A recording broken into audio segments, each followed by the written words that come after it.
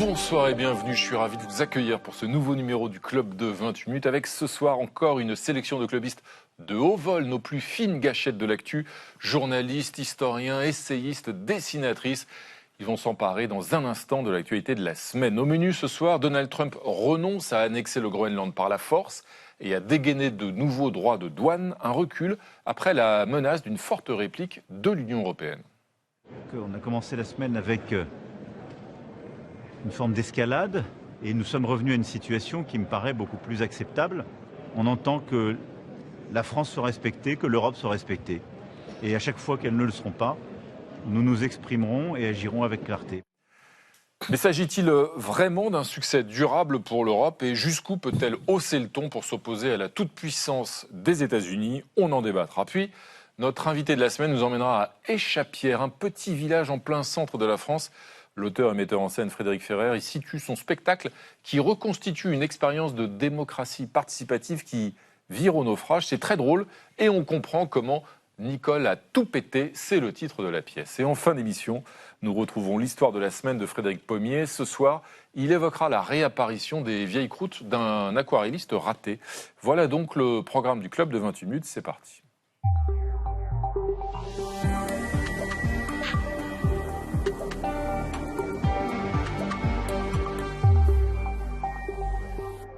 Bonsoir Natacha Triou. Bonsoir Renaud. Bienvenue à vous. Bonsoir Frédéric Seyss. Bonsoir Renaud. Bienvenue les amis, ravi de vous retrouver.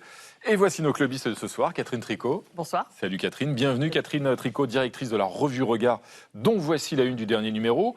À vos côtés, Julie Graziani. Bonsoir. Bonsoir Julie. Renaud. Bienvenue essayiste. Je rappelle le titre de votre dernier ouvrage paru aux éditions de L'Artilleur, Les escrocs, le blanchiment des idées sales. Et à vos côtés, Yanis Roder. Bonsoir Yanis. Bonsoir Renaud. Professeur agrégé d'histoire dans un collège de Seine-Saint-Denis. Vous êtes aussi directeur de l'Observatoire de l'éducation de la Fondation Jean Jaurès. Et vous publiez un livre que vous avez coécrit avec Benoît Drouot et Isabelle de Mecnem, La laïcité en 30 questions. C'est à la documentation française.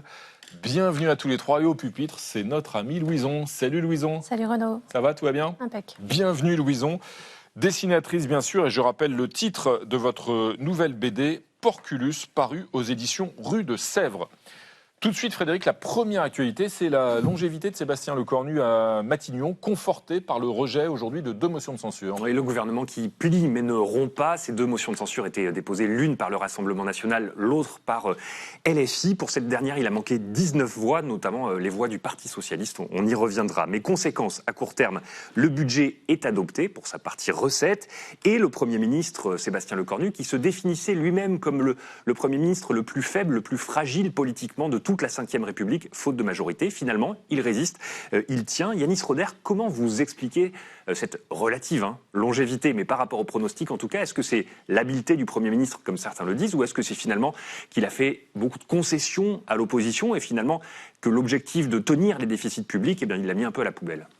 Je crois que c'est un petit peu tout ça en réalité. Je crois qu'il y a une vraie habileté à discuter avec les différents camps, je dirais raisonnables, c'est-à-dire le PS et LR, pour arriver à des compromis. Il est dans une situation où il n'a pas le choix en réalité. Soit il refuse les compromis et bien sûr il va au-devant de motions de censure qui seraient votées, soit il fait des compromis. C'est ce qu'il a fait notamment avec le Parti socialiste, lequel s'est abstenu sur les motions de censure. Donc il y a à la fois une faculté à discuter, mais aussi peut-être aussi à avaler son chapeau, quoi. Le groupe socialiste abstenu, vous le disiez, il cherche à se justifier, Frédéric. Oui, parce que Jean-Luc Mélenchon l'accuse de n'avoir rien obtenu ou alors seulement des miettes. Et bien voilà la réponse d'un député socialiste, Laurent Baumel.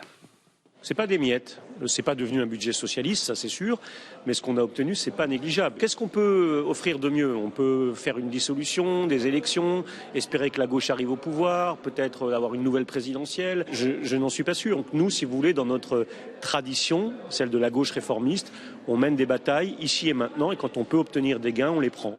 Voilà, le Parti socialiste qui estime avoir obtenu suffisamment de gains, Catherine Tricot, pour ne pas rajouter à l'instabilité ministérielle et gouvernementale qu'on a connue. Il a raison, le PS ? Je crois qu'il dit exactement ce qu'il pense, c'est-à-dire qu'en fait c'est la deuxième partie de sa réponse qui est le fond, c'est qu'il pense qu'il ne faut pas d'élections anticipées et que donc ils ont été prêts à accepter beaucoup, notamment par exemple de renoncer à la taxe Zuckman qui était en haut de leurs revendications au mois de septembre quand ils avaient fait leur contre-projet. Donc en fait ils n'ont pas obtenu... Mais il y a eu la hausse de la prime d'activité, le repas à 1 euro pour les étudiants, oui, enfin, etc. C'est pas le volet dépenses, là c'était le volet recettes. Donc c'est pour ça que je parle de la taxe Zuckman et que, bon, je sais bien que le repas à 1 euro c'est vraiment bien et la prime d'activité de 50 euros c'est bien, mais c'est pas génial parce que quand même la prime d'activité ça fait pas de la cotisation pour la retraite par exemple. Hein.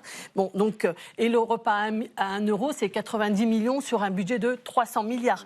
Donc il faut relativiser l'ampleur de la victoire, elle est quand même assez symbolique et je crois que les symboles qui ont été mis sur la table sont compris de tous et ça permet au Parti socialiste de laisser passer ce budget parce qu'il juge qu'il n'y en a pas d'autres de possibles et que ce qu'il faut, c'est attendre l'élection présidentielle de 2027. Julie Gradiani, cette peur d'un retour aux urnes immédiat, c'est aussi ce qui a fonctionné à droite, puisqu'on voit qu'à droite, il y a des personnalités qui ont appelé à la censure, mais comme par hasard, c'est celles qui ne sont pas députées, c'est-à-dire par exemple Bruno Retailleau, qui est sénateur, ou David Lisnard, le maire de Cannes, mais les députés, en revanche, emmenés par Laurent Wauquiez, ils n'ont pas voté la censure. Alors c'est juste, mais avec peut-être aussi un partage des rôles à l'intérieur du même parti, entre ceux qui auraient une tonalité un peu plus exigeante et ceux qui seraient davantage conciliants. Ce qui est sûr, c'est qu'en termes d'analyse vraiment politique... Surtout qu'ils ne veulent pas d'élections anticipées, au Palais non plus. Oui, mais et en fait, c'est surtout c'est le centre qui revient en force. Ça fait plusieurs années qu'on dit que c'est maintenant la prime aux extrêmes, aux jusque-boutistes, à ceux qui ne veulent que de l'intransigeance, et que le centre va s'atrophier et mourir de ces exigences qui se déversent sur lui. Et finalement, l'expérience tentée par Sébastien Lecornu a vraiment marché. Il a fait de sa faiblesse une force en adoptant immédiatement une posture de décontraction en disant en fait je remets quasiment le pouvoir entre vos mains, charge à vous d'en faire quelque chose. Ce qu'il a mis ensuite en position de pouvoir légitimement affronter ces motions de censure. Et ce qui revient à l'honneur, c'est la théorie du moindre mal, du mieux que rien, un mauvais budget vaut mieux que pas de budget du tout. Donc on a pour finir un budget avec des dépenses socialistes et pas encore de recettes socialistes, mais c'est quelque chose, vaille que vaille, qui fonctionne et qui évite une instabilité, des déficits accrus, etc. Yanis Roder, Sébastien Lecornu, est-ce qu'il n'a pas aussi bénéficié comme ça du contexte international en ce moment, avec un besoin de stabilité ? Moi, ça me semble évident, parce que à la fois la guerre en Ukraine et bien sûr ce qui se passe de l'autre côté de l'Atlantique avec les discours très inconstants de Donald Trump dont on ne sait jamais où il va nous emmener, font, je crois, que effectivement nous avons besoin de stabilité. D'autant plus que il y a cet horizon qui est répété sans arrêt à quelques années peut-être d'une éventuelle guerre, ce qui veut dire des dépenses militaires massives peut-être à venir, donc un besoin d'une capacité d'endettement que nous n'avons plus. Donc effectivement tout cela pèse et je crois qu'il doit y avoir quand même dans le coin de la tête de certains personnels politiques, en tout cas il faut le souhaiter, cette réalité-là qui leur parle. Un dessin de Louison jusqu'ici pour Sébastien Lecornu. Tout va bien, Louison, hein ? Comme tous les tours de magie, il y a un truc. Donc on va voir combien de temps le truc dure. Là, visiblement, c'est le 49.3 qui permet d'un peu avancer. Bon, à suivre, ça pique un peu. Merci, Louison. C'est maintenant l'heure de la une internationale. C'était mercredi à la une du Jérusalem Post. En Iran, nous sommes 80 millions d'otages. Près d'un mois après le début de la contestation, le régime iranien a dressé avant-hier un premier bilan d'une répression massive officiellement. 3117 personnes ont été tuées, mais ce chiffre reste bien en deçà de ceux de plusieurs ONG qui évoquent jusqu'à 20 000 morts. Après 2 semaines de blackout, Internet a été en partie rétabli. Hier, Donald Trump a une nouvelle fois menacé d'intervenir, mais le chef des gardiens de la Révolution a aussitôt répliqué que Téhéran avait le doigt sur la gâchette. Alors, Julie Graziani, est-ce que le régime des mollahs a réussi une fois de plus à mater sa population dans le sang ? Alors c'est sûr que c'est assez décourageant parce qu'on a l'impression que ce schéma se répète toujours. À chaque manifestation, ça s'accroît, mais systématiquement, le régime des mollahs a le dernier mot. Avec une répression plus massive encore cette fois-ci, plus terrible. Et c'est dû à la colonne vertébrale de leur régime, les fameux gardiens de la Révolution, ceux qui sont parvenus à faire, parce que le régime des mollahs repose en fait sur une supercherie, une apparence de démocratie avec un président et un parlement, mais qui n'a pas véritablement le pouvoir étant tenu par les mollahs eux-mêmes et les gardiens de la Révolution, qui contrôlent non seulement les aspects militaires et de répression intérieure, mais aussi tout un pan du pouvoir économique. Et c'est ça qui leur permet d'agréger une partie de la population qui a intérêt à ce que le système demeure en place, qu'on évaluerait, selon des observateurs, à 20-25% de la population qui serait vraiment en adhésion avec ce régime. Donc c'est une minorité, mais une minorité tellement puissante qu'elle tient encore vraiment de manière très verrouillée le pays. Cela dit, Catherine Tricot, il y a chez ceux qui protestent, chez les manifestants iraniens aussi un fort sentiment patriotique et l'idée que le sort de l'Iran ne doit pas dépendre d'une intervention étrangère. C'est aussi des choses que l'on entend beaucoup. Est-ce que Donald Trump, en accumulant les menaces, en montrant qu'il se mêle de la situation, se souvient de sa phrase « l'aide est en route » au moment du pic des protestations, est-ce que finalement il ne favorise pas la rhétorique du régime iranien qui dit « vous voyez, toutes ces manifestations, ça vient de l'extérieur, ce sont des agents de l'étranger ». Assurément, ce que je crois, c'est que les Iraniens sont très fiers de leur propre révolte. C'est-à-dire que c'est en fait un mouvement qui s'élargit. On voit depuis 2009 qu'il revient de manière récurrente et à chaque fois de plus en plus large. Et là, aujourd'hui, c'est vraiment l'Iran profond, rural. Enfin, c'est bien plus que l'Iran des villes qui s'était mobilisé, les jeunes, les femmes, en 2022. Donc, je crois que la protestation s'ancre et que les Iraniens veulent se libérer et se libérer par eux-mêmes. Et c'est important parce que ça veut dire qu'ils seront les acteurs de leur victoire et donc de leur futur. Yannis Schroeder, se libérer par eux-mêmes, et ça veut dire que l'Occident ne peut rien faire d'une façon ou d'une autre, sans même parler d'intervention militaire, mais que peuvent faire les Occidentaux quand on voit la population massacrée à ce point par ce régime ? C'est effectivement très compliqué parce qu'une intervention extérieure risquerait effectivement d'installer un pouvoir qui n'est pas nécessairement voulu par les Iraniens. Alourdir les sanctions économiques qui frappent déjà l'Iran depuis longtemps. Oui, mais en même temps, le peuple est la première victime de ces sanctions économiques, même si les gardiens de la Révolution aussi en souffrent. Que parviennent à s'enrichir, à tirer leur épingle du jeu. Voilà, donc oui, il y a tous les trafics qu'il y a derrière aussi, qu'il mène. Mais donc, moi, ce que je crois, c'est peut-être que l'étranger pourrait aider à la construction d'une alternative crédible. On a mis en avant le fils du Shah, mais le fils du Shah, en réalité, sur place, il a peu d'appui. Et puis, il y a quand même la monarchie iranienne, c'était pas une monarchie tranquille et gentille. Donc, c'est aussi une mémoire douloureuse. Donc, construire une alternative démocratique, aider à la construction d'une alternative démocratique qui pourrait permettre éventuellement, si les gardiens de la Révolution ne basculent pas, peut-être de faire basculer l'armée, peut-être de faire basculer la police, du côté de ceux qui veulent un changement de régime et une vraie démocratie. Un destin de Louison. Alors, il y a un feutre que les dessinateurs n'aiment pas beaucoup, c'est le rouge. Et malheureusement, dans ce cas-là, je crains qu'il nous serve encore un petit peu quelques temps. Merci Louison. Frédéric, votre duel de la semaine. Ce duel, il oppose deux instances internationales, l'une vieille de un peu plus de 80 ans, l'autre à peine en gestation. Et ce sont en fait deux visions du monde qui s'opposent. Oui, Renaud, à ma gauche, l'Organisation des Nations Unies, l'ONU qui existe depuis effectivement un peu plus de 8 décennies, fondée après la Deuxième Guerre mondiale pour promouvoir le dialogue et le règlement pacifique des conflits. À ma droite, le Conseil de la paix, fondé hier par Donald Trump au Forum économique de Davos en Suisse. Initialement, ce conseil devait s'occuper de la reconstruction de Gaza, mais le président américain désormais voit beaucoup plus large. Today, the first steps toward a brighter day for the Middle East and a much safer future for the world are unfolding right before your very eyes. Together, we are in a position to forge a beautiful, everlasting, and glorious peace for that region and for the whole region of the world, because I'm calling the world a region.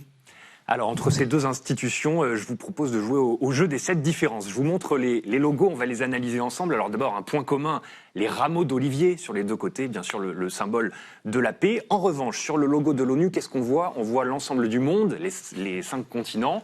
Sur le logo du Board of Peace, du Conseil de la paix, on est recentré sur l'Amérique du Nord, vous le voyez, couleur dorée également, c'est la couleur préférée de Donald Trump. Et d'ailleurs, de l'or, ou plutôt de l'argent, il en faut, puisque pour entrer dans cette institution, il faut payer un ticket de $1 milliard par pays. C'est le coût de l'adhésion pour rester membre permanent de cette institution. Alors plusieurs pays, dont le Canada, ont dit hors de question pour nous de payer. Conséquence immédiate, ça s'est passé la nuit dernière, Donald Trump, sur ses réseaux sociaux, a annoncé qu'il retirait l'invitation au Canada pour adhérer à ce Conseil de la paix. Autre différence entre les deux institutions, leurs membres, les Nations Unies, c'est près de 200 pays. Là, le Conseil de la paix de Donald Trump, ce sont 35 pays qui ont accepté d'y siéger d'après l'administration Trump. Et hier, au Forum de Davos, il y avait seulement 18 dirigeants qui étaient présents sur scène pour accompagner Donald Trump lors de cette inauguration. Alors, qui y a-t-il ? Il y a les amis de toujours, Viktor Orban, le Premier ministre hongrois, l'Argentin Javier Milei, les représentants des monarchies du Golfe, la Biélorussie, alliée de Poutine, le Maroc, l'Indonésie. Pas la France. Le gouvernement français craint que ce nouvel organe ne sape les prérogatives des Nations Unies. Écoutez Jean-Noël Barrot, le chef de la diplomatie française. Tel qu'il est présenté, ce Conseil a pour responsabilité principale la paix et la sécurité du monde, à Gaza comme ailleurs. Il est dirigé par son chairman, investi de pouvoirs très étendus. On est loin, très loin de la Charte des Nations Unies. Alors, pour dissiper ce type de crainte, Donald Trump a prévenu hier qu'il travaillerait avec les Nations Unies, conjointement, les deux institutions, tout en critiquant vertement l'ONU, qu'il juge lente et inefficace. Washington a d'ailleurs sabré ses financements pour les Nations Unies, vous le savez, qui a dû procéder à un plan de licenciement, faute de dollars américains pour abonder son budget. Et puis, ils se sont retirés d'une soixantaine d'institutions internationales, dont l'Organisation mondiale de la santé, pas plus tard qu'hier. Le message est assez clair. Le multilatéralisme, ça finit. Ces enceintes collectives où on doit débattre, où les Chinois d'ailleurs sont de plus en plus présents, place plutôt aux institutions ad hoc comme celle-ci. Ce Conseil de la paix symbolise, selon l'historienne Chloé Morel, une forme de privatisation de l'ordre international. Catherine Tricot, vous êtes d'accord ? Ça vous inquiète, ce Conseil de la paix, ou finalement vous trouvez ça dérisoire ?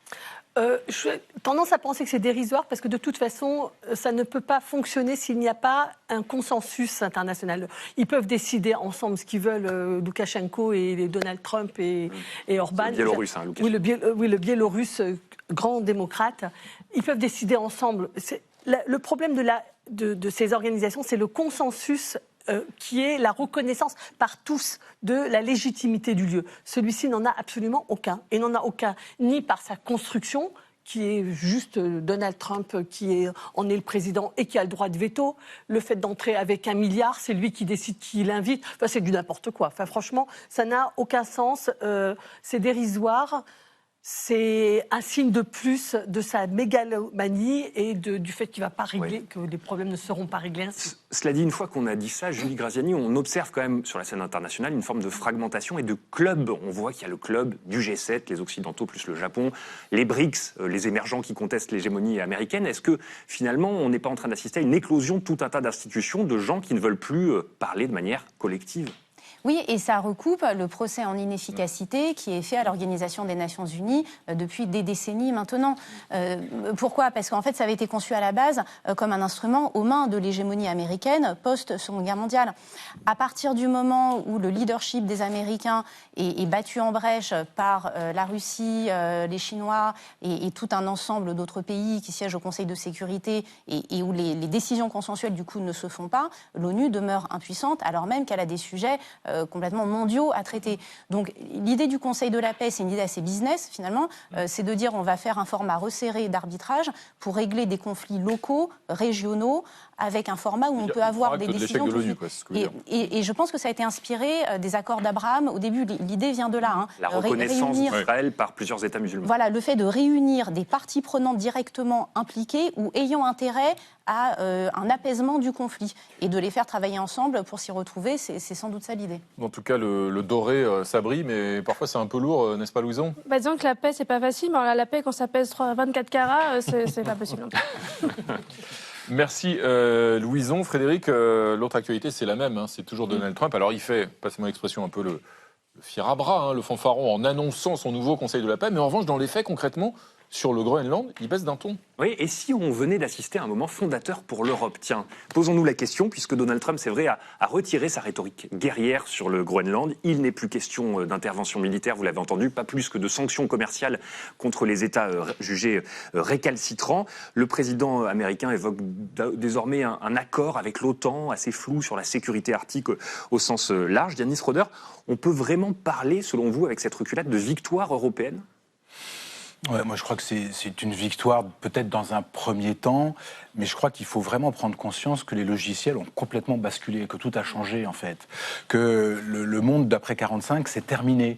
Que les Américains tournaient vers l'Europe avec ce pont qui avait vraiment historique, malgré la doctrine Monroe du début du 19e siècle, ils étaient revenus vers l'Europe. Je crois qu'aujourd'hui, c'est terminé. Et ce que nous dit Trump, c'est vraiment cela. C'est-à-dire, il voit les Européens comme un continent en perte de vitesse. L'obsession migratoire chez Trump, chez Vance, on la voit aussi. L'Europe va être submergée, donc elle va changer également de logiciel. On ne peut plus avoir confiance dans l'Europe. D'autre part, Trump se tourne évidemment vers l'Asie. Ce qui compte, c'est la Chine, et construire une alternative de l'autre côté pour permettre justement de faire face à la Chine. Catherine Tricot, sur l'actualité de cette semaine quand même, et concernant le dossier groenlandais, ou aussi la menace de taxes douanières, c'est la première fois récente, en tout cas, que Donald Trump recule à ce point en quelques jours. Est-ce que c'est quand même lié à la riposte européenne ou pas, selon vous? Oui, je le pense. C'est en droite ligne de ce que j'ai dit tout à l'heure. C'est qu'en fait, on ne peut pas faire indépendamment d'une certaine acceptation et d'un certain consensus international. Donc oui, c'est un recul, mais en revanche, je vous suis. C'est dans ce que vous disiez tout à l'heure, c'est-à-dire que ça ne suffit pas. C'est-à-dire que certes, il y a un recul, il y a une pause, on va dire, mais l'Europe est au défi de construire un projet qu'elle n'a plus. Le défi actuellement, enfin le projet européen est tombé et il faut qu'elle se retrouve les raisons d'être ensemble. Mais quand même, c'est assez dingue, Julie Graziani, on en est à se réjouir qu'un de nos alliés historiques ne nous envahisse pas. On en est là aujourd'hui. Mais on a aussi compris que ça n'était plus tant un allié que ça, et c'est sans doute ça la prise de conscience de l'Union européenne cette semaine, qui est d'ailleurs dans le droit fil des provocations réitérées de Donald Trump, parce que ça fait quand même des mois, voire des années, que Donald Trump houspille l'Union européenne en lui reprochant d'être trop faible, de ne pas savoir se faire respecter, et ainsi de suite. Donc, en disant ça, il la met aussi en posture, enfin, de dire, allez, maintenant, ça suffit. Et celui qui a eu la réaction la meilleure, même si ce n'est pas lui qui l'a portée, c'est Dominique de Villepin, en disant, en fait, quand il dit quelque chose, il ne faut pas ni surréagir, ni s'agacer, ni surenchérir. C'est pourtant ce qu'il fait parfois un peu. Alors, oui, mais pas sur ce cas-là. Il faut juste rester sobre, lui dire non, comme a dit d'ailleurs le Premier ministre canadien au moment où il avait des appétits aussi sur le Canada, et poser simplement une mesure de rétorsion ferme. Là, en l'espèce, c'était le pacte anti-coercition qui pouvait être mis en œuvre. L'Europe reste un marché de consommateurs puissants. Les États-Unis ont besoin de nous aussi. L'augmentation des frais de douane, c'est pas un dollar pour eux non plus. Donc, on a des atouts pour peu qu'on les joue avec discernement pour résister. Vous parliez de l'augmentation des frais de douane. Il y en a que ça touche particulièrement. Ce sont les entrepreneurs, les exportateurs. Écoutez la tonalité qu'a pris Patrick Martin, c'est le patron des patrons, le président du MEDEF. À un moment donné, il faut que l'Europe dise stop à Donald Trump, et ce moment est venu. Ne nous sortons pas de la tête que l'Europe est le premier marché mondial et que les Américains ont besoin de l'Europe. Alors c'est plus ou moins sensible selon les secteurs d'activité, mais il faut qu'on arrête de considérer qu'on est dans un rapport du fort au faible. Oui, Catherine Tricot, est-ce qu'il faut même passer à l'offensive maintenant? Parce que là, on a été défensif. On s'est défendu sur le Groenland. Cela dit, pas plus tard qu'en juin dernier, on a accepté les droits de douane à 15%. On se rappelle la présidente de la Commission européenne qui est allée en Écosse signer ce deal en levant le pouce à côté l'humiliation de Donald totale. Trump. Voilà. Est-ce que maintenant il faut contre-attaquer, j'allais dire, et presque mordre, comme le dit l'ancien Premier ministre Gabriel Attal? C'est-à-dire que le problème, c'est que là, la seule chose dont on est capable de parler, c'est de cela. C'est de nos capacités commerciales, de contre-attaque commerciale, etc. Tout à l'heure, je disais, il faut un projet européen. Pourquoi nous sommes ensemble et qu'est-ce que nous voulons promouvoir? On ne peut pas juste avoir comme projet de nous armer et de défendre nos entreprises. La Catherine Tricot, on vient d'entendre Patrick Martin, comme le président du MEDEF, qui, a priori, est un apôtre du libre-échange, des accords commerciaux. Là, au contraire, il dit qu'il faut se battre. Et c'est rare d'entendre le patron des patrons, comme on dit, adopter cette attitude aussi offensive contre les Américains. Peut-être y compris avec des droits de douane, une guerre commerciale, etc. Il fait son boulot de patron des patrons. Moi, ce dont je parle, c'est de notre boulot à nous tous, citoyens. Mais ça illustre aussi un changement du monde, en quelque sorte. Un changement d'époque. Ça illustre un type de propos, une manière d'entrer dans le sujet qui est le business. Moi, ce que je pense, c'est qu'il faut qu'on se dise qu'on a d'autres enjeux. Par exemple, ça ne répond pas aux enjeux climatiques qui sont extrêmement mis à mal par Donald Trump. Ça ne répond pas aux problèmes de la recherche, de la science, etc. Enfin, il y a plein de sujets qui sont en dehors de notre champ de vision et qui ne sont pas couverts par simplement la volonté de s'armer et de faire des bazookas anti-commerciaux. Yanis Roder, il y a des députés allemands qui proposent aussi de faire un boycott de la Coupe du Monde aux États-Unis qui va avoir lieu en juin. Ça, c'est une bonne idée ou plutôt... Alors, c'est une idée parmi d'autres. Je ne suis pas sûr que ce soit très populaire, le boycott de la Coupe du Monde, au regard du poids du football dans le monde entier.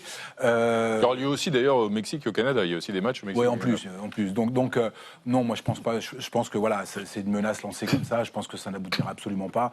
Et que ces députés allemands auront du mal peut-être à se faire réélire par les supporters. Un dessin de Louison. Moi, je pense qu'il faut s'en remettre à la parole des phoques, qui sont très prudents, et donc on va voir les prochains tweets de Trump avant de se réjouir sur le Groenland et sur le reste. Vous évoquiez à l'instant justement l'Europe, Yanis, Natacha. Cette Europe, on va en parler avec une autre façon qu'elle peut trouver peut-être de riposter à Donald Trump. C'est une riposte numérique. Et oui, c'est même un compte internet qui buzz en ce moment. Il s'agit de French Response, la réponse française, un compte X officiel qui est tenu par le Quai d'Orsay, donc sous l'impulsion du ministère des Affaires étrangères, dirigé par Jean-Noël Barrot, ancien ministre chargé du numérique. Et alors c'est un compte qui a été créé en août dernier. Le compte connaît une popularité fulgurante, déjà plus de 93 000 abonnés. Et comme la guerre informationnelle est lancée, l'initiative se présente comme une nouvelle arme numérique de la diplomatie française. Sa stratégie, utiliser les codes d'Internet et les techniques même des trolls. Un exemple parlant, la contre-attaque à Elon Musk. Alors le patron de X, mécontent de sa régulation des réseaux sociaux en Angleterre, se demandait pourquoi le gouvernement britannique est-il si fasciste.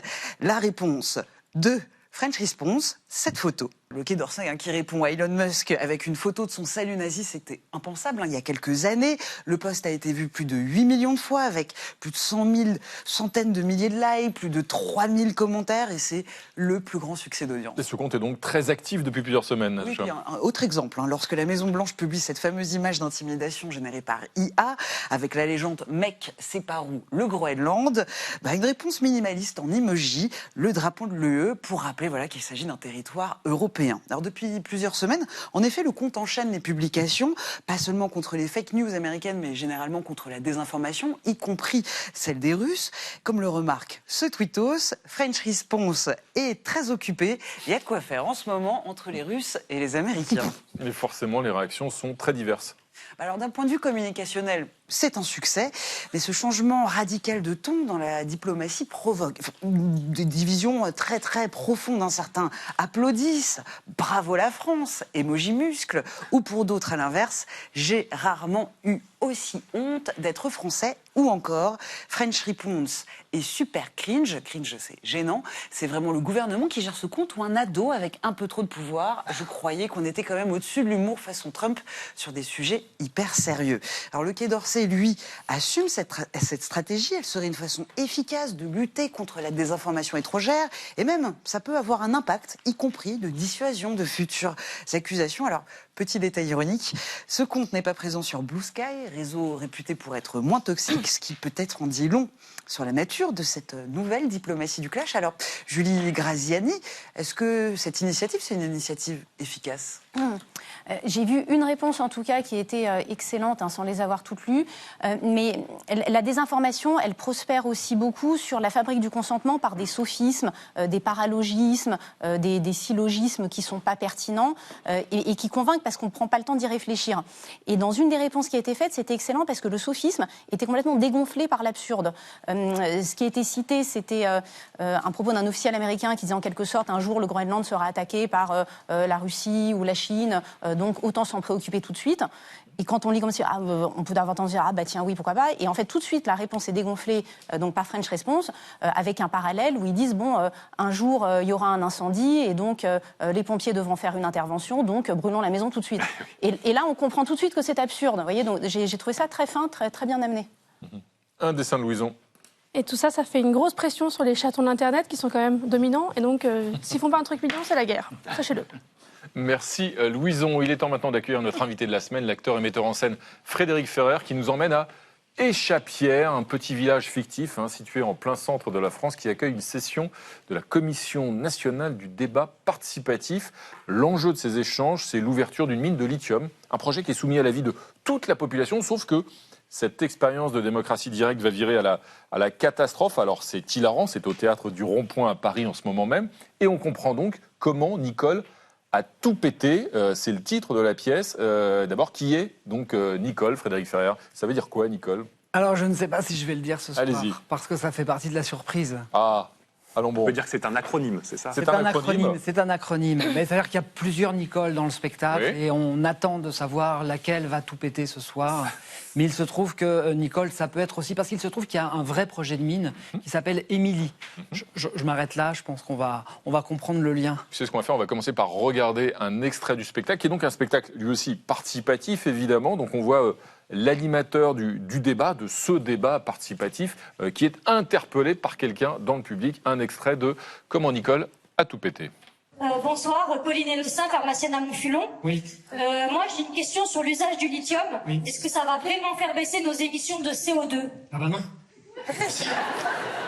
Si, bien sûr, oui. C'est le but. Ah bah oui. Oui. Pardon. D'accord. C'est parce que je vous envoyais un graphique sur le chat. Ah non. Ah si.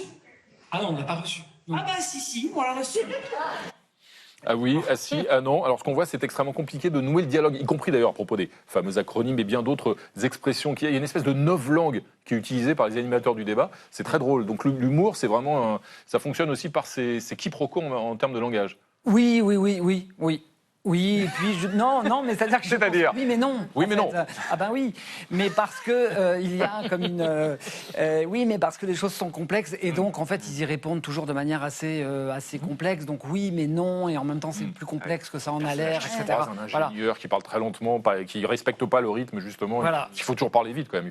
Il faut toujours parler vite, mais très souvent ces débats quand même s'étendent dans le temps. Donc on a voulu donner dans une scène en particulier la sensation de ce temps quand même qui s'étire à un moment donné avec un expert particulièrement lent. Vous parliez de complexité. Est-ce que le but, c'est aussi de mettre au jour nos contradictions à nous, qu'on a tous, c'est-à-dire que chacun veut avoir un téléphone, chacun est pour la transition énergétique, et en même temps, on est, entre guillemets, content que le lithium ne soit pas extrait à côté de chez nous, mais plutôt en Chine ou loin, où on ne le voit pas.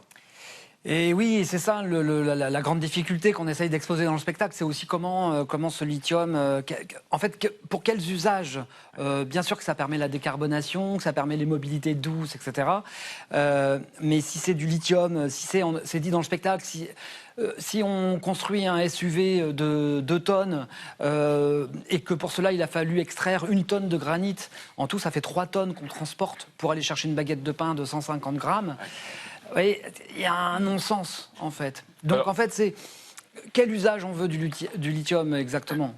Il faut dire que vous êtes inspiré d'un vrai débat participatif qui a eu lieu à Échassières dans l'Allier, c'est ça? Exactement. Vous êtes allé assister, participer à des réunions, justement, qui, lui aussi, ce projet, c'était un projet aussi de construction, enfin d'ouverture d'une mine de lithium à Échassières. Oui, c'est-à-dire que c'est un projet global, la mine de lithium, sur 3 sites. Il y a un site à Échassières, c'est la mine, l'usine de conversion qui sera à Montluçon, dans l'Allier, et une station de chargement dont on n'a pas encore décidé où elle va être implantée exactement. Donc le spectacle va beaucoup là-dessus. Ouais. Et donc moi, je suis, à chaque fois qu'il y avait une réunion, j'étais pas là parce que j'étais en tournée sur autre chose, mais j'ai pu assister à... Il se trouve que j'habite depuis 10 ans à Montluçon, et que donc j'étais au cœur, j'ai pu rencontrer pas mal de personnes, j'ai pu aller sur les sites, et j'ai pu, voilà, avec ma vendeuse de légumes qui est aussi militante contre le projet, donc j'ai pu pas mal aussi échanger, discuter, rencontrer, voir les sites, et c'est comme ça en fait que j'ai pu... Et puis toutes les ressources sont accessibles en ligne. Mais alors, justement, parce que le spectacle, c'est un peu que ces débats publics, les dés sont pipés. Enfin, tout est fait pour que les habitants acceptent un projet, même s'ils sont contre. Non, je crois que les dés ne sont pas pipés. C'est là où c'est complexe, parce que cette commission du débat public, elle est elle-même soumise en ce moment à certaines attaques aussi. Alors, elle a le mérite quand même de mettre en discussion des projets sur le territoire. Et cette mise en discussion des projets fait aussi connaître le projet et donc permet aussi à ceux qui sont opposants au projet, leur permet de s'exprimer tout simplement. Il faut dire, on le voit aussi dans le spectacle, il y a énormément de réunions, parce que c'est extrêmement thématisé. Il y en a une sur l'eau, une sur le convoyage du minerai, une sur le tourisme, etc. etc. Et donc d'ailleurs, l'animateur du débat montre voilà, tout l'agenda. C'est un boulot à plein temps en fait de suivre ces réunions, d'y participer. Si on vraiment, qui a le temps d'y participer? Il y a que des retraités et des militants.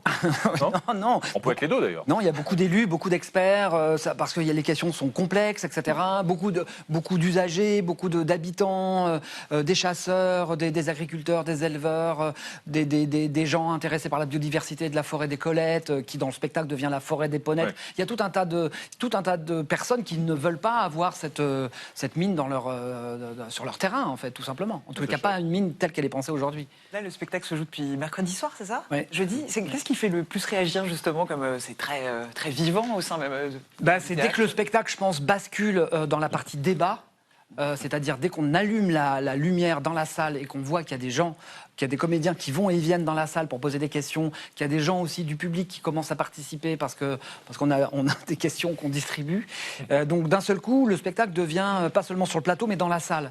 Et ça devient sur certaines interventions, on voit que le public s'applaudit lui-même en fait, en train pour une question militante en particulier ou pour une question qui nous met en difficulté. Parce que moi, je suis l'animateur du débat, et je suis tout le temps en difficulté finalement.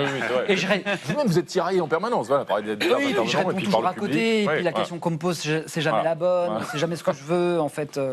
Et donc je suis perdu, en fait. De toute façon, le vrai animateur du débat, il était perdu aussi. Merci Frédéric Ferrer, et c'est surtout très drôle. Donc, et on voit d'ailleurs que l'humour a aussi une vocation pédagogique, évidemment un rôle pédagogique. Ouais. Comment Nicole a tout pété, ça se joue en ce moment donc à Paris, au Théâtre du Rond-Point jusqu'au 7 février, et ensuite, jusqu'en mai 2026, vous serez en tournée dans toute la France, notamment à Maubeuge, Brest, Vandœuvre-les-Nancy et un peu partout. Villeneuve d'Ascq aussi. Villeneuve d'Ascq, voilà. Il faut vraiment, justement, il faut plein de débats participatifs qui s'annoncent dans toute la France. Ouais. Ça va être passionnant et tout le monde, bien sûr, est écouté et le bienvenu. Et on retient l'avis de tout le monde. Hein. Voilà, merci pour ce modèle de démocratie participative. Merci. Un dessin, Louison. Alors, je vous conseille pour votre santé de vous éloigner des débats toxiques qui sont évidemment, comme les pesticides, un tout petit peu mauvais pour la santé. Voilà. Merci, Louison. Et voici maintenant venu le moment d'accueillir notre ami Frédéric Pommier qui nous rejoint pour son histoire de la semaine. Bonsoir Frédéric et bienvenue à vous. Ce soir, Frédéric, vous revenez sur une vente aux enchères qui s'est tenue récemment en Angleterre. C'était mercredi matin à Skipton, petite ville du nord du pays, une vente de 1600 lots organisée par une société de commissaires-priseurs spécialisée dans les montres et l'horlogerie, mais dans leur catalogue on trouve aussi du mobilier, des lampes, des bijoux, des céramiques, de l'argenterie ou encore des broderies. Il y en avait lors de la vente d'avant-hier, notamment une pièce en soie française datant du 19e, partie pour la somme de 260 €. Et les deux lots suivants, c'était des aquarelles datées de 1909 et 1910. La première représente une maison entourée d'arbres avec la cheminée qui fume. La seconde, l'église d'un village autrichien. C'est pas vilain. C'est ravissant. C'est bucolique. Mais bon, pas de quoi se pâmer non plus. Et puis l'essentiel n'est pas là, non, il est dans la signature. Ces deux petits tableaux, ils sont d'Adolf Hitler. Attribués à Adolf Hitler, qui, avant de mener la triste carrière que l'on sait, se rêvait une carrière de peintre à 2 reprises. Il a même tenté d'entrer à l'école des Beaux-Arts. Les 2 fois, il s'est fait recaler. Mais il aurait produit entre 2000 et 3000 toiles, dont 800 seraient encore aujourd'hui en circulation, certaines se retrouvant parfois dans des ventes de ce genre. Rien ne l'interdit, dès lors qu'on n'y voit pas de signe nazi. Il est même arrivé que certaines soient adjugées à des prix faramineux, comme il y a 10 ans à Nuremberg, ça ne s'invente pas. Un bouquet d'œillets peint par Hitler s'est vendu 73 000 €. Un château en Bavière peint par Hitler, 100 000 €. Et pour son tableau intitulé « La vieille mairie », un acheteur a déboursé 130 000 €. Mercredi, les 2 aquarelles n'ont pas atteint de telles sommes. La première s'est vendue 2 700 €, la seconde 3 000 €. Mais elles sont parties en seulement quelques secondes dans l'indifférence générale. Et c'est cette indifférence qui crée un peu le malaise. Même si c'est légal, est-ce que c'est moral de se faire de l'argent avec les œuvres du plus grand criminel de l'histoire? Des œuvres que, du reste, les experts considèrent comme de vulgaires croûtes. Et puis, autre malaise, à la lecture de la très, très succincte présentation de l'artiste dans la notice, Adolf Hitler étudia l'art dans sa jeunesse à Vienne avant d'entrer en politique dans les années 1920. Oui. C'est pas faux. C'est incomplet. C'est pas faux. Ouais. Mais la manière de résumer les choses est un petit peu glaçante. Pas un mot sur la suite de son entrée en politique. Rien sur les millions de morts que celle-ci a provoqué. L'histoire est effacée. On ne garde que l'anecdotique parce que ça, c'est un point de détail, que le Führer ait fait de la peinture, mais on le sait, à travers le monde, restent des nostalgiques du régime nazi. Et même si la maison d'enchères refuse de donner l'identité des vendeurs et des acheteurs, on imagine que ces gens-là ne doivent pas détester les brassards rouges et les moustaches en brosse à dents. Et c'est ce marché-là, finalement, qu'on alimente. Chaque fois qu'on met en vente des tableaux d'Hitler, on ne s'adresse pas à des passionnés par l'art, on s'adresse à des passionnés par Hitler. D'ailleurs, on aurait exactement le même raisonnement si l'on trouvait un jour dans un catalogue d'enchères des sculptures de Pol Pot, des poteries de Staline, des pastels de Mao ou des macramés de Pinochet. Et puis, en regardant ces deux aquarelles d'Hitler, on ne peut pas s'empêcher de penser que c'est quand même dommage qu'il n'ait pas été meilleur peintre, même un petit peu, dommage qu'il n'ait pas été admis aux Beaux-Arts, dommage qu'il n'ait pas eu le talent pour faire carrière dans ce domaine-là. Ça aurait peut-être changé le cours de l'histoire. C'est dommage, en effet. Merci Frédéric pour votre histoire de la semaine. Un dessin de Louison. Alors méfions-nous des croûtes, parce qu'à y regarder de plus près, cette petite tache en rappelle une autre. Merci Louison. Alors vous avez chacun, mes amis, choisi une photo qui illustre à vos yeux un autre sujet d'actualité de la semaine. On va commencer avec votre photo, Catherine Tricot. Aquarelle toujours? Non, ce n'est pas une aquarelle. Il s'agit de peinture rupestre, c'est bien ça. Vous nous emmenez en Indonésie avec cette photo. C'est ça. C'est une peinture qui a été découverte, qui remonte à 70 000 ans. Donc, elle m'a beaucoup touchée et je me suis dit, en ce moment où on est en train de s'interroger sur, au fond, qu'est-ce que nous voulons faire ensemble, qu'est-ce que c'est que notre humanité, qu'est-ce que c'est que notre avenir. Je me dis, voilà, eux, ils nous ont donné une réponse. L'humanité, c'est représenter, transmettre, émouvoir. Ils m'ont ému, et même sans IA. Merci Catherine. On va enchaîner avec votre photo, Yanis Roder. C'est une photo à caractère civique, puisque vous nous rappelez qu'il y a des élections dans quelques semaines en France. Il y a quand même des élections municipales au mois de mars. Et à Marseille, voilà, on invite les citoyens à ne pas oublier d'aller voter. Parce que, effectivement, les élections municipales, c'est les élections de la démocratie locale. C'est très important de s'y investir. C'est très important de participer. Parce que, voilà, c'est le débat citoyen dont on parlait tout à l'heure et dont on a absolument besoin.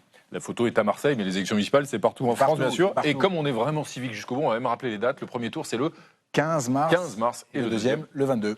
Merci Yanis Roder. Et on va conclure avec votre photo. Très belle photo, Julie Graziani. Il s'agit de ces fameuses aurores boréales qu'on a pu voir de façon très spectaculaire dans de nombreux endroits en France. Oui, des tonalités chatoyantes et rarissimes de vert, de rouge, de rose qui ont enflammé le ciel. Donc après l'État-providence et la social-démocratie, eh bien l'État français rivalise maintenant avec les pays scandinaves sur le terrain des aurores boréales, puisque nous aussi, nous en avons. Alors ça se reproduira pas si vite, c'était dû à un phénomène tout à fait rare, une éruption solaire d'intensité maximale qui a déclenché des vents solaires qui, au lieu d'être dispersés au niveau des pôles par le champ magnétique, étaient tellement puissants qu'ils sont venus frapper directement au niveau de l'hémisphère où nous nous trouvons. Merci Julie. Un dessin de Louison qui se rapporte à la photo choisie par Catherine Tricot. Alors, est-ce qu'à l'époque, déjà, on se demandait s'il fallait séparer l'homme de l'artiste et l'homme de sa grotte aussi? C'est une bonne question. Vaste question, en effet. Merci Louison. C'est maintenant l'heure de retrouver les théories d'Aurore Vincenti. Cette amie des bêtes est toujours de bons conseils. Elle nous rappelle ce soir qu'en théorie, les chats, ça ne s'éduque pas. Mais enfin, ça, c'est en théorie. En théorie, les chats, ça ne s'éduque pas. C'est bien connu, le chien, c'est le meilleur ami des humains. Loyal et obéissant, il apprend assis, couché, debout. Quant au chat, on l'adopte parce que c'est chou et c'est doux, mais on n'en obtiendra rien parce que de toute façon, il se fout de tout. S'il reste auprès de nous, c'est pour le gîte et le couvert. Pour le reste, notre joli matou instagrammable demeurera à jamais un félin indomptable. Mais ça, c'est en théorie, parce qu'en réalité, pour les chats comme pour les chiens, l'apprentissage joue un rôle majeur dans leur comportement et leur sociabilité.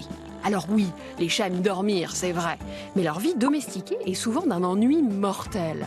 Et bon nombre de ce que nous percevons comme des problèmes de comportement sont en fait le résultat d'un manque de relations et de stimulation.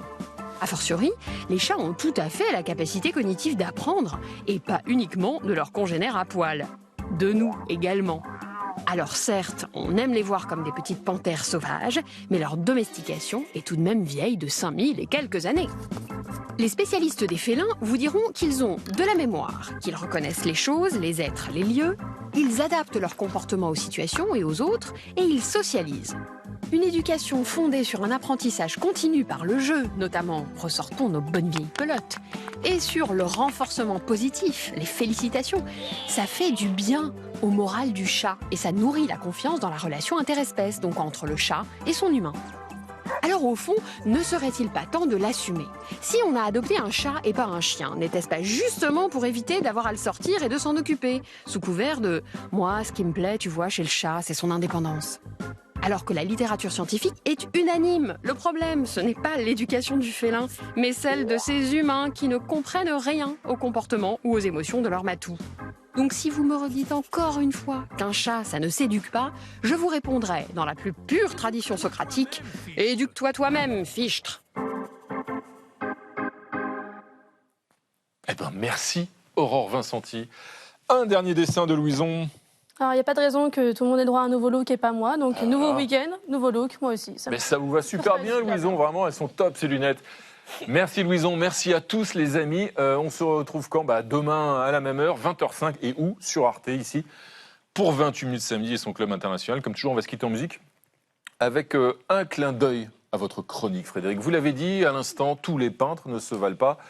Et tous les tableaux ne méritent pas d'être vendus aux enchères, loin de là. D'autant que l'aquarelle, c'est quand même beaucoup moins beau que la peinture à la wine. Bobby Lapointe, tchuss. C'est bien difficile, ça mais c'est bien plus beau, dali daladi adadi, que la peinture à l'eau. Allô, petit péta, petit péton, petit péta, petit péton, carabi de carabo, rien n'est plus beau que la retraite au flambeau. Sauf peut-être ma cousine Berthe qui s'est fait faire une défrisable, elle est admirable, on en mangerait un tout petit peu, tout petit peu, tout petit peu. C'est un jeu